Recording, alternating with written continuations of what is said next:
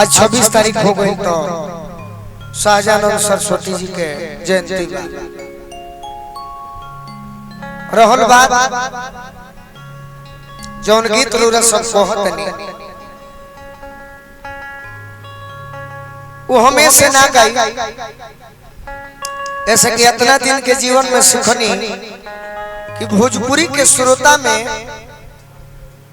एगो हमनी के नहीं खिया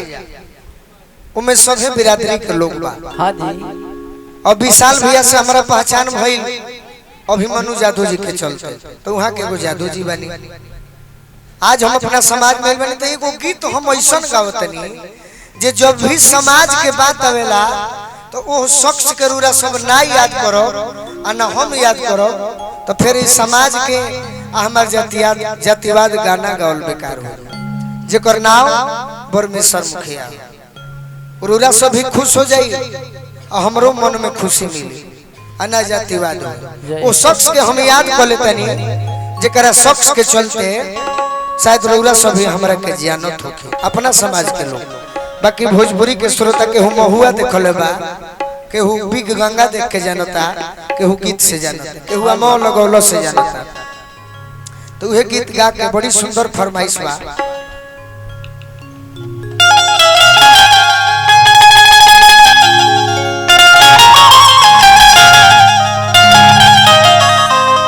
सुनिए ना मैडम अब थोड़ा सा रेस्ट कर लीजिए कम स्टेज तो तू लोग के गीतिया पना छवा हूं में दिक्कत बा। हाँ एहू में भी बात बा।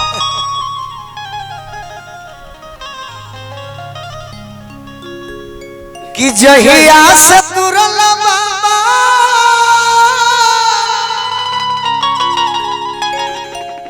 अरे जिंदगी के डोरिया हो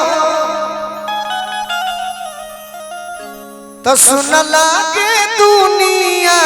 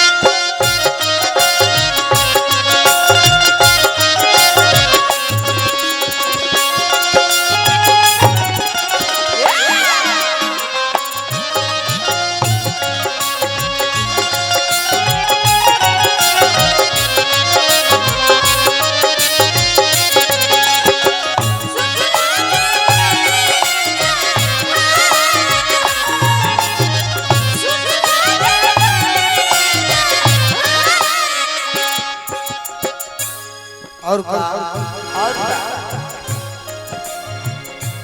मनवा के ललसा मनो वे में रही गईले हो पुरला ही सपना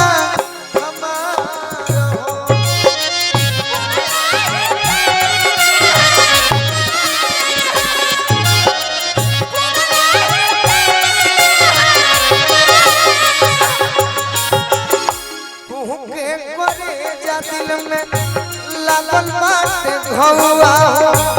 नैया फसल में मझधार हो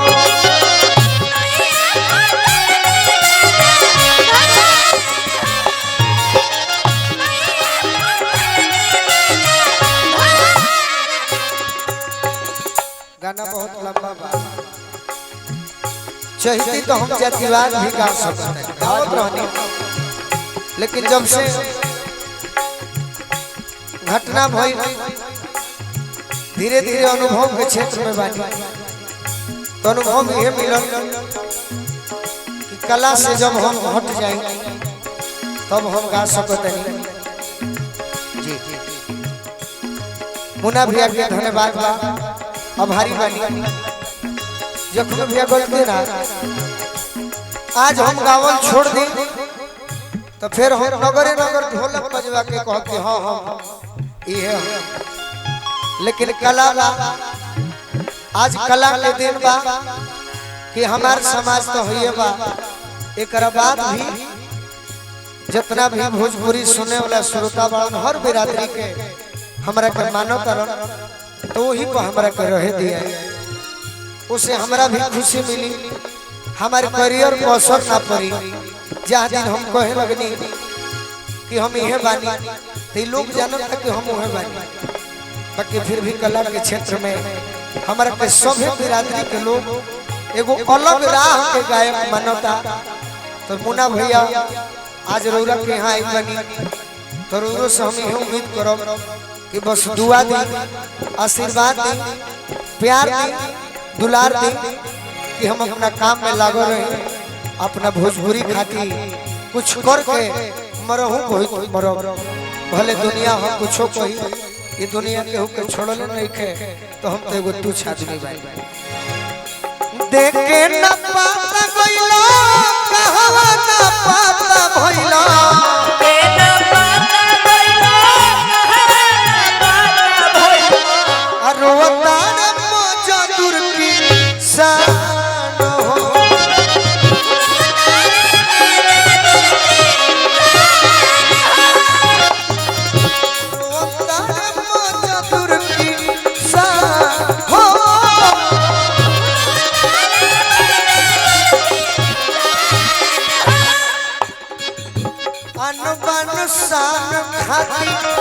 जनम गवाइला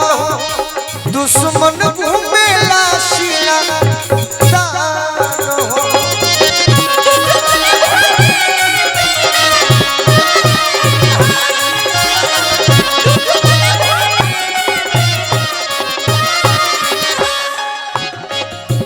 चारोरिया बढ़ल भ्रष्टाचार के बजरिया कब होई समता के बिहान हो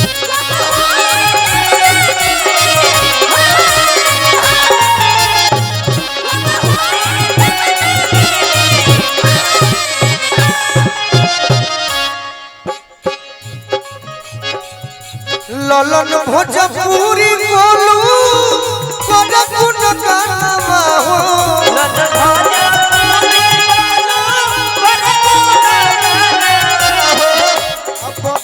में कब तक रही जान हो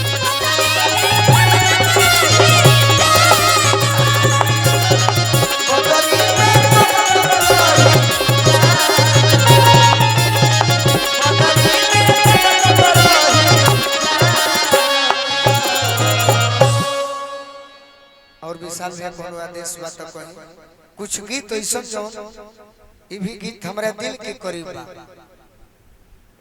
सुनावल जरूर समझनी है। कुछ लोग के चोट पहुंचे कि हम सब ना गाने ते हमारे मजबूरी बा कि हम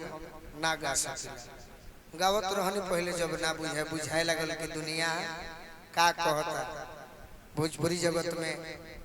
एगो हमरा लोग प्यार मिलल बा कुछ